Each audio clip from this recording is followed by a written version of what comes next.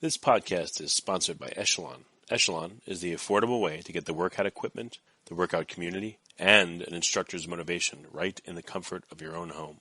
With Echelon, you can work at any time, day or night, and crush your fitness goals. And right now, for a limited time, podcast listeners get up to $800 off MSRP. To get this exclusive podcast discount, text GENIUS to 818181 to get up to $800 off MSRP.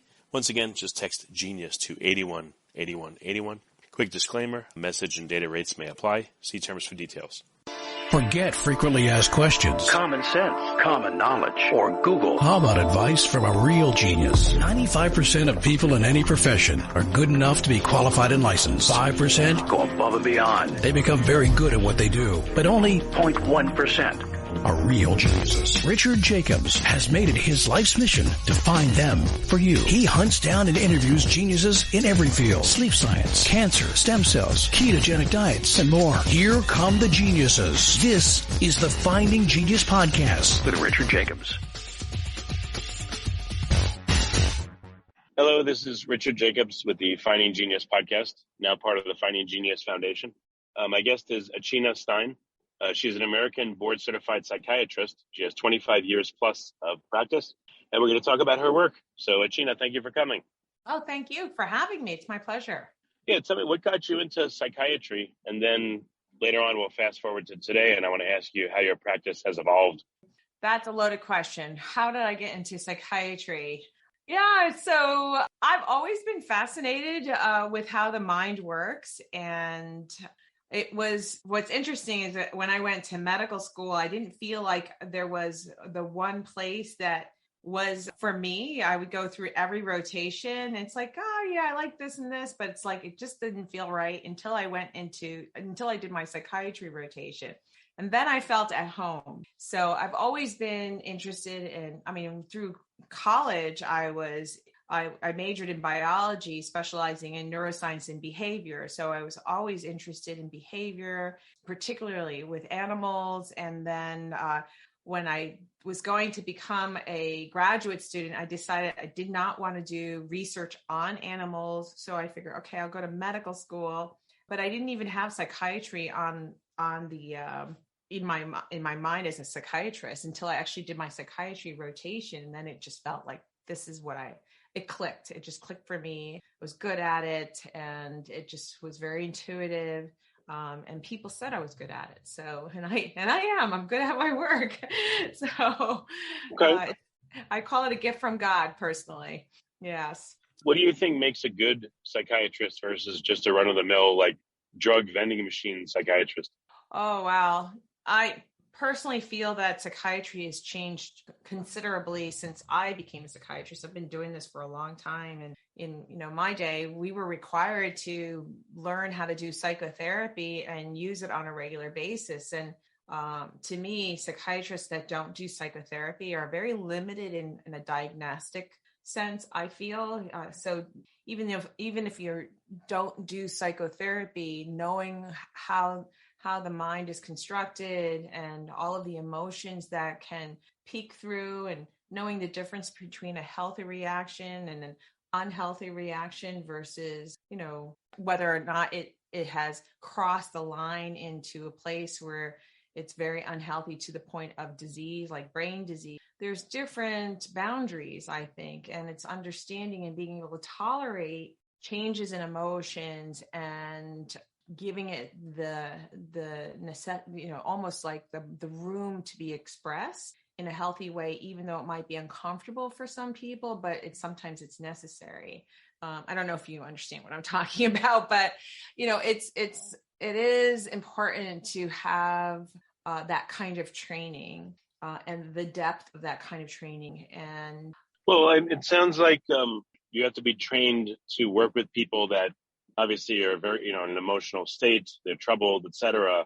But you also don't want to, I guess, manipulate them intentionally or unintentionally. So it sounds like it's a delicate balance, the training involved. Absolutely. And it is taking time with people and really getting to know them on a deeper level. And unfortunately, the way the system is constructed, our medical system, it's we're forced to do certain things in a short period of time and make quick decisions. And I think that's a disservice to people. It takes time to get to know people and understanding what is driving their decisions, or what is driving anything that's happening. It may not even be their decisions. It might be something else going on, that they don't have control over. So yeah, it's important to have that space to talk about things on a deeper level. And so. Well, I have a question. I know this from personal experience. One of my kids has gone to several psychiatrists and psychologists. It seems like psychologists, talk therapy, they'll spend time, although, you pay for the hour and stuff, but they'll spend it. With psychiatrists, and I don't mean this to be rude or mean or anything, but they just seem to be like, pay me money. Okay, I'll write your prescription for drugs. I spend 5 minutes asking you what you're taking, how you feel. Oh, not enough? All right, up to dosage. Have a nice day. It doesn't seem like they spend any time, a lot of psychiatrists, or the ones I've run into, they just literally seem, again, for lack of a better term, like just drug vending machines. You put the money in and the prescription come out. So what have you seen? I completely agree with you. I mean, I've resisted being that kind of psychiatrist for many years. I worked for a community mental health center, and I refused to work for 15 minutes a session. It's just, to me, that was just negligence as far as I was concerned. I don't think that people should be reduced to brain chemicals, basically. There are some people who consider themselves pure psychopharmacologists and believe strongly that if you give enough medications in the right doses, in the right combination, that you'll be able to have just the right balance of neurotransmitters to control everything. And I don't believe that at all. We're more than just chemical balance in our brains. And so I am a proponent for looking at root causes, looking at the biology, the psychology, the social causes of a person's symptoms, and even spiritual causes. So, and beyond that, what I've been doing in the past 10 years is functional medicine. And I've written a book called What If It's Not Depression? Your Guide to Finding Answers and Solutions, to help a person understand that there's numerous causes of symptoms, and it's finding all of the root causes. That's where my training in diagnostically and trying to find all the causes and have a plan to reverse all of them, or most of them, with as much power as you have, through multiple interventions, including diet, lifestyle, meditation, prayer, whatever it is that is, and it's basically matched to your personality, where you're at your time in your life right now. So starting with low hanging fruit and making changes through habits and connection, so there's so many things that you can do to change your life. And it's not just medication. And I just want to say, there are medications can be life-saving, but I think that they should be used a lot less, especially in children. They should be used a lot less than what we have been using. There are, in certain countries where they don't have medications or access to medications, people are, like tied to trees, and isolated because of their symptoms. And when you can give a medication, to ease their suffering, ultimately what you want to do is find, well, what causes suffering in the first place. So I look at medication as in the same way that I look at having emergency surgery and putting you in a body cast because you just suffered, multi-organ trauma from a massive car accident. You're going to want to be helicoptered into, from that car accident to a hospital, have surgery, and be put in a body cast if necessary. But you have the full knowledge that you'll come out of that with rehab. You'll go to rehab. And so I see the kind of work that I do is that people come to me who are on medications and they're either not getting the full results, or they can't tolerate them. They have too many side effects, or they're on numerous. I had a patient who was on 6 medications and said that she would have to take them for the rest of her life. You have these various situations where there's limitations to medications, and that I believe they should be used short term But while you're on those medications, to find those root causes, what happened that resulted, what are the combination of things that created the storm in your life that manifested into these symptoms that you can fix and reverse and heal even, so that you don't need as much medication or any medication. So, but that takes time, that takes effort, it takes believing in yourself. That takes, what I was speaking to another person, she said it takes tenacity, to stay on top of these. It's learning habits, it's changing your diet, making lots of changes in your lifestyle. And some people aren't willing to do that, So again, you have to be where, you have to be where that person's at and start from there. And it has to be their decision to make these changes. There are some people who that's all they want is medication. They don't want to do these things, these other things that I'm talking about. Yeah, I'm sure it takes a ton of personal work to really, help yourself. And I don't know if the personal work ever ends. And I'm sure a lot of people, if they're depressed or anxious or stressed, they don't want to even sometimes get out of bed, much less do all the work necessary to help themselves. So how do you overcome that hurdle? Well, sometimes you have to use medications, but like I said, you start where's the low hanging fruit? You start with, what are you willing to do? What do you know that you can do right now, today? And it's a conversation. It starts with a conversation with that person, and asking them, what do you already know that maybe you've done this before and you knew it helps? Like, I used to dance, and I haven't danced in 10 years, but boy, it made my heart sore. Well, do you still have those tap shoes? Pull them out, turn on some music. I mean, it's free. You could easily do that, right? If you happen to have that part of your history, it's like, can you find, task number 1, find those tap shoes, right? Task number 2, get a piece of music and get it on your phone and play it, and just dance for a couple minutes and see how it makes you feel, So it's finding those things that caused your heart to soar in the past, and seeing if it'll get you moving now, and then you build on that, right? I mean, it really does start with having that conversation and asking where people are at.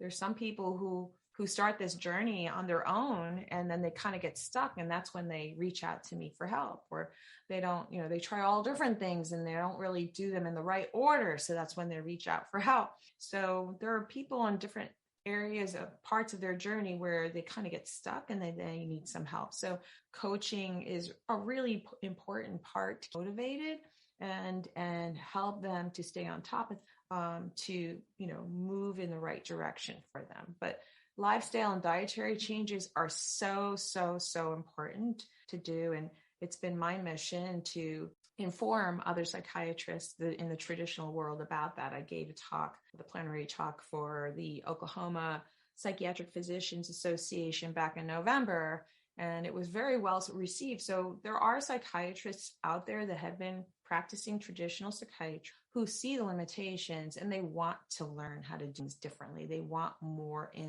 tool bag to help their patients, because ultimately that's, everybody does have that goal.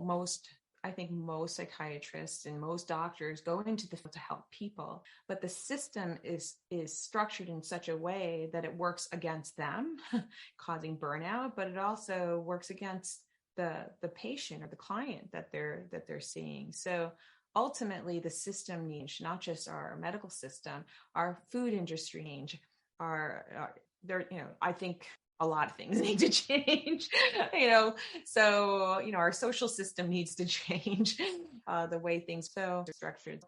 Supplementing with hemp CBD products is one of the best things you can do for your overall wellness, or to improve conditions like chronic pain, sleep issues, anxiety or depression, or other conditions related to inflammation. Feel Good Hemp offers high-quality CBD oil products alongside a free platform of proven self-help and self-healing techniques, all to help you feel good naturally. They're offering our listeners a very generous 33% off their first purchase. Use the coupon code GENIUS33 at checkout, and you'll save 33%. Visit feelgoodhemp.org to shop now and access their free empowerment platform.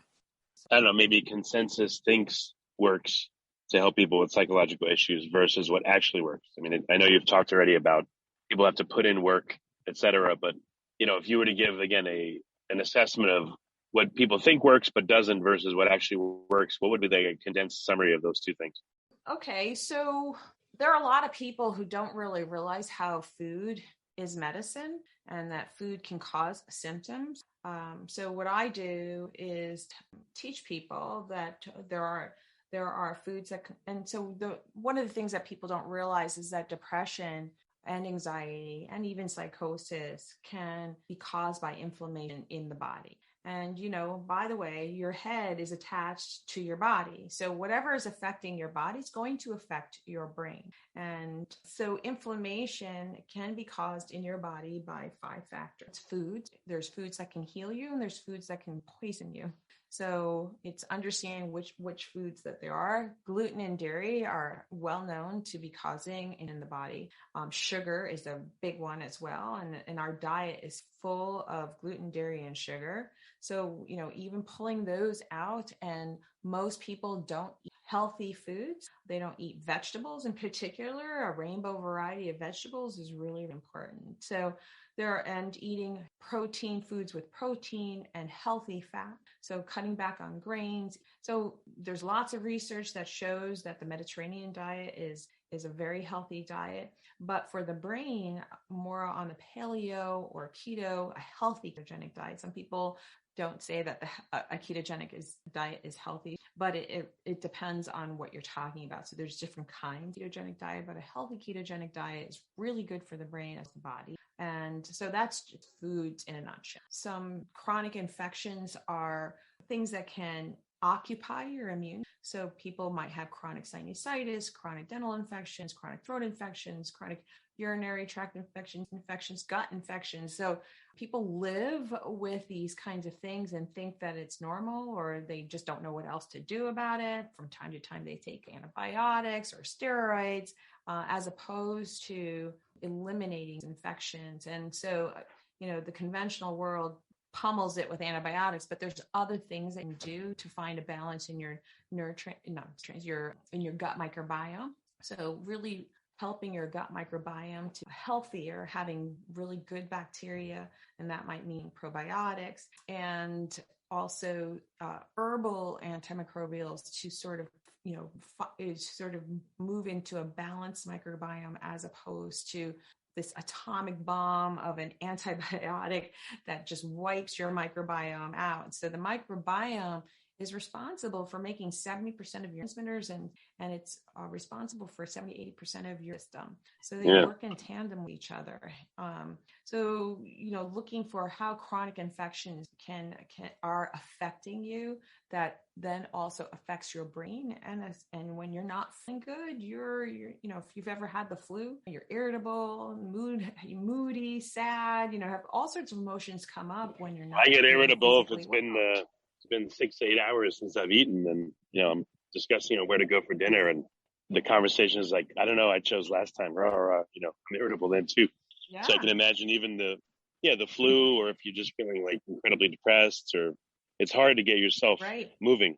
I know of one friend of mine, his wife has issues, and he said whenever if he comes in, he sees like a can of Coke on the table, it's almost like an alcoholic. He's like, oh shit.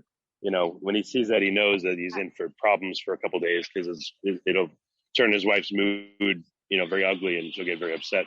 Right. Yeah. Sometimes people have candida overgrowth, which is a type of yeast, and it can cause massive and really strong sugar cravings, and cause you to eat tons of sugar. And then you end up in the hypoglycemic, high sugar feelings, and then crashing into a hypoglycemic episode. So sometimes it's not a problem with not eating often enough. Sometimes it's eating too much sugar and causing these roller coasters. And that can be exaggerated even more if you have a candida infection. So chronic infection. So there's a difference between acute infection and chronic infections. And it's sort of like your body comes to a stalemate with certain types of pathogens, whether it's bacteria or viruses or even parasites. So So foods infections, then there's toxins. We're surrounded by toxins and our body's working really, really hard to filter these toxins, whether you're breathing it in, putting it on your body, or eating them, or, swallowing them. Your body's constantly working really hard, like the filters in your car, the filter in your dryer, and so if you're not giving your body the nutrients to clear those filters through your liver and your kidneys, or even putting out the trash by having regular bowel movements, that toxicity builds up and can affect your brain. So, and then the last thing is stress. Stress is a major part of our lifestyle. We don't know how to rest. We don't take the time to rest. We vacations. And if we do, we feel guilty about it. There's a lot of feelings about taking time. People have troubles. A lot of people have trouble sitting and relaxing. I got to do something. So there's all these Energizer bunnies running around thinking that they're doing the right thing for themselves. And they probably don't feel stressed, but their body is really stressed. And at some point it catches up with you and it causes you to crash and burn, right? What do you, I know it's a weird question. What are you called? You're not just a psychiatrist. Are you a functional psychiatrist? Like, if people are going to look for, okay, that's what I wanted to know, because people listening, I'm experiencing the same thing. Wow. You talk about so many more things than a typical psychiatrist that I've seen. So how does someone find someone like you? And I guess the answer is look for a functional psychiatrist. Right. There aren't many of us, but there are some. Yeah, functional psychiatrists. So yeah, they can find me, and I know I'm part of a Facebook group of as many functional psychiatrists, but there really aren't many of us.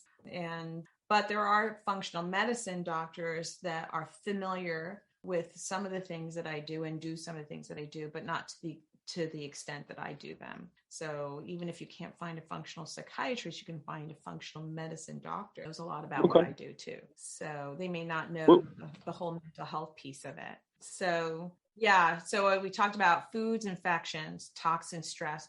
All of those affect your hormones, particularly your stress hormones, which is cortisol. So cortisol can be elevated for long periods of time, and that can ultimately cause a lot of mood dysregulation, anxiety, depression, loss of energy, and sleep problems, difficulty getting out of bed. So over time, your cortisol levels can be affected. And then those cortisol levels over time can affect your sex hormones. So it might change your estrogen and progesterone balance, or cause a drop in your testosterone in men. So these are the kinds of things that I look at across the board. These are all the variables that I look at and work with the person to reverse this. And then people feel so much better. And even if they are taking medication or not, and eventually people feel well enough to know, like, okay, it wasn't the medication that caused me to feel better. So then they'll have the confidence to be able to come off of the medications because it's the work that they've done and feeling empowered in their life to do the work, that they don't necessarily feel like they have to rely on medication anymore. And so, what I just realized it might be, what might be a really good role for someone like you is you would be the psychological component of someone making, again, dietary changes, like a psychiatric coach for lifestyle change. Not that you wouldn't do everything you're doing, but how many people, again, have a problem, and if they're lucky, their doctor, let's say, is functional, and they'll say, all right, work on the diet and all that stuff. But when you try to do that, then there's the problem of cravings and the whole mental side of things. And, if you screw up and you have, let's say, a donut, and it puts you into a depression, and then the whole plan blows up on you.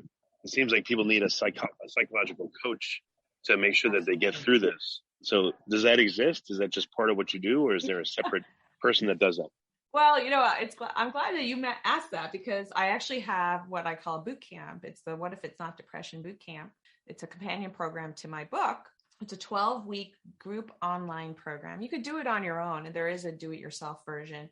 But what's great about it is that there's a 90-minute group every week. It's live Q&A with me and a health coach. And the two of us have you find all of your root causes. It starts with mindset, but then it's finding all of your root causes by putting your history on a timeline and giving you a diet, and we look at movement. We look at all of the possible root causes every week. We dismantle all of these issues that I just mentioned, right?